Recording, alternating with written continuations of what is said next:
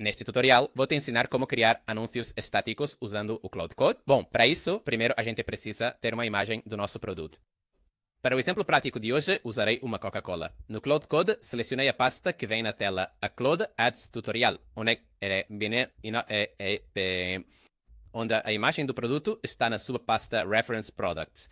Darei o comando crie 5 anúncios estáticos criativos para esta Coca-Cola armazenada na pasta Reference Products. Quero que o texto esteja em espanhol. Para começar, eu sugiro que a gente adicione uma instrução mais detalhada, algo como: antes de efetivamente iniciar a criação de qualquer anúncio, por favor, analise com cuidado e decida quais seriam os templates mais adequados e eficazes para a campanha da Coca-Cola. Fique à vontade para tomar todas as decisões estratégicas necessárias e, ao final, apresente para mim as 5 imagens já completamente finalizadas.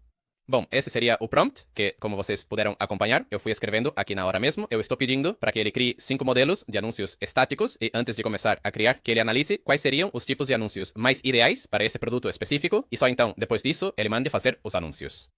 Bom, para isso funcionar, vocês precisam configurar o Cloud de um jeito específico e, inclusive, vou deixar outro tutorial na seção de comentários ensinando como configurar o Cloud para criar esse tipo de anúncio. Mas enfim, aqui vocês vão ver como o sistema funciona, então vamos dar Enter e agora é só esperar um pouco. Beleza, perfeito. Aqui temos os resultados, vamos dar uma olhada um por um.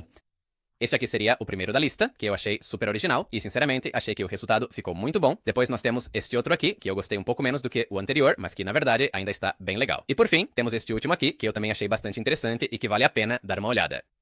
Temos aqui este anúncio que, sendo bem sincero, eu diria que é, sem dúvida, o meu favorito de todos. Sinto que ele realmente chama muita atenção, talvez justamente por causa desse vermelho tão vibrante. E por último, temos esta imagem que funciona quase como se fosse um pôster de metrô. Então, viram só como é incrivelmente simples criar anúncios estáticos usando o Cloud? Tudo isso com esse sistema que, como eu disse, vou deixar um tutorial bem completo nos comentários para vocês configurarem.